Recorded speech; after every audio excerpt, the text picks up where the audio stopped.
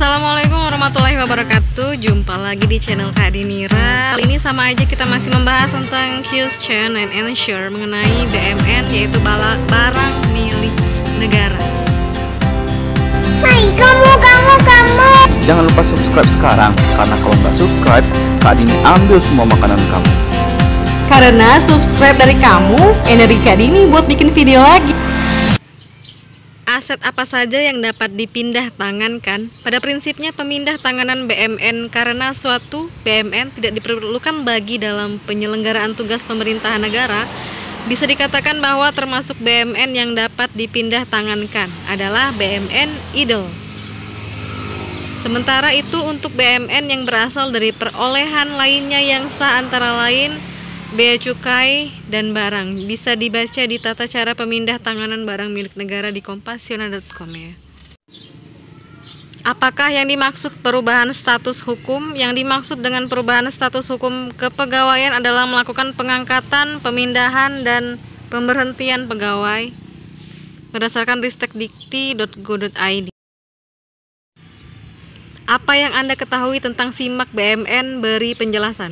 Aplikasi SIMAK BMN, Sistem Informasi Manajemen dan Akuntansi Barang Milik Negara, adalah aplikasi yang digunakan untuk mencatat dan mengorganisir barang milik negara, mulai dari pembelian, transfer masuk keluar antar instansi, sampai penghapusan dan pemusnahan barang milik negara.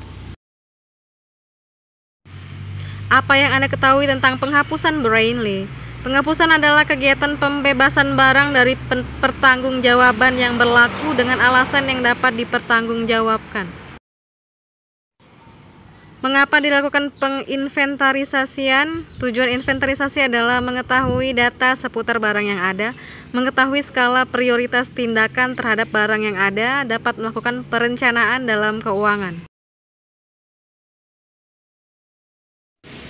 Apa saja tujuan pemeliharaan sarana dan prasarana kantor? Tujuan pemeliharaan sarana dan prasarana kantor adalah agar barang tidak mudah rusak karena hama atau suhu atau cuaca, terus agar barang tidak mudah hilang, dan agar barang tidak kadaluarsa. Hari ini berisik banget ya.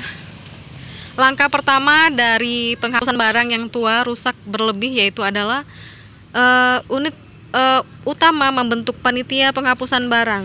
Pimpinan unit utama meneliti barang yang diusulkan untuk dihapuskan. Pengurus mengusulkan penghapusannya kepada unit utamanya masing-masing di daerah tingkat 1. Jelaskan dengan singkat langkah-langkah inventarisasi. Jadi langkah-langkahnya pertama adalah menyiapkan lembar hasil opnam barang inventaris LHO-PBI. Yang kedua, menyiapkan buku induk barang inventaris BIBI. Yang ketiga, menyiapkan buku golongan barang inventaris BGBI, menyiapkan kode klasifikasi barang inventaris, menyiapkan daftar kode akuntan pengguna barang, dan menyiapkan daftar kode wilayah. Mengapa penghapusan sarana dan prasarana kantor perlu dilakukan oleh setiap instansi perusahaan? Penghapusan peralatan kantor perlu dilakukan oleh perusahaan untuk mengurangi pemborosan tempat atau ruangan kantor. Peralatan kantor yang sudah mengalami kerusakan fatal akan mengalami penyusutan nilai secara ekonomis dan teknis. Apa yang dimaksud dengan permintaan perlengkapan kantor? Yaitu ya, permintaan kantor adalah yang meminta gitu kan, gitulah, buat keperluan kita gitu, minta gitu, pengertiannya ya. Langkah pertama dalam permintaan peralatan perlengkapan kantor adalah unit pemakai mengajukan bon permintaan kepada bagian gudang dengan bon permintaan peralatan atau perlengkapan. Apabila permintaannya memenuhi syarat, selanjutnya disetujui dan persetujuan tersebut diserahkan ke pengurus peralatan perlengkapan. Sebutkan langkah-langkah yang harus dilakukan untuk permintaan barang. Menganalisis kebutuhan konsumen, menentukan jenis barang yang dibutuhkan konsumen, menentukan segmentasi dan target, dan mencari produsen atau agen yang menyediakan barang. Apa yang dimaksud dengan penghapusan?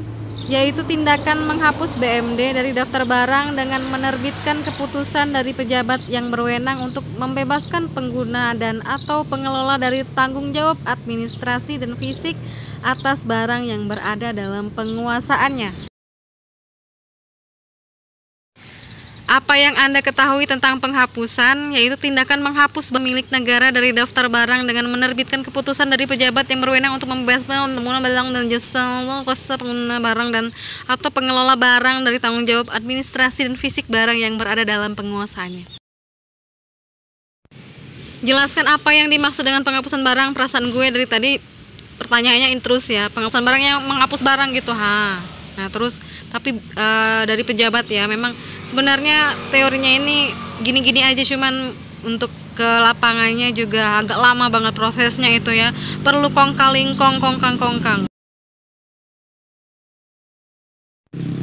Mengapa kita harus menghapus barang dalam sebuah instansi? Perasaan gue dari tadi pertanyaannya ini mulu ya, kenapa sih harus dihapuskan? Ya mungkin gue bawa pulang ke rumah gitu kan, dijadikan kursi misalnya dihapuskan gitu kan.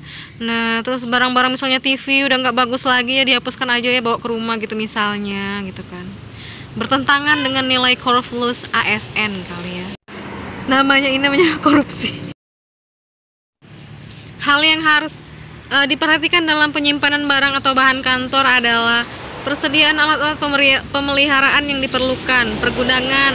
Terus kalau nggak ada gudangnya gimana lu bisa nyimpan kan? Biasanya gudang itu dibuat lagi gitu di belakang rumah sakit, banyak tuh ya simpanan barang-barang nggak jelas itu, banyak banget itu barang yang nggak dipakai itu kan, tempat bed itu banyak banget itu. Aku nggak tahu, mungkin buat persiapan rumah sakit tipe C atau rumah sakit tipe A gitu kan butuh bed banyak, mungkin disimpan dulu di gudangnya, nanti kalau diperlukan baru dikeluarkan lagi, mungkin kayak gitu kali ya, nggak tahu sah gue.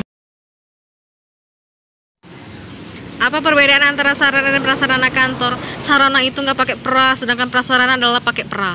Jadi gini ya, kalau sarana itu kecil-kecil gitu, misalnya pena, pensil, kursi, meja. Nah kalau misalnya prasarana itu yang memfasilitasi sarana itu, yaitu seperti gedung gitu kan, kayak ruangan kantor gitu. Apa arti sarana brainly? Sarana adalah segala sesuatu yang dapat dipakai sebagai alat dalam mencapai maksud atau tujuan tertentu. Kalau prasarana adalah segala sesuatu yang merupakan penunjang utama terselenggaranya suatu proses usaha pembangunan proyek.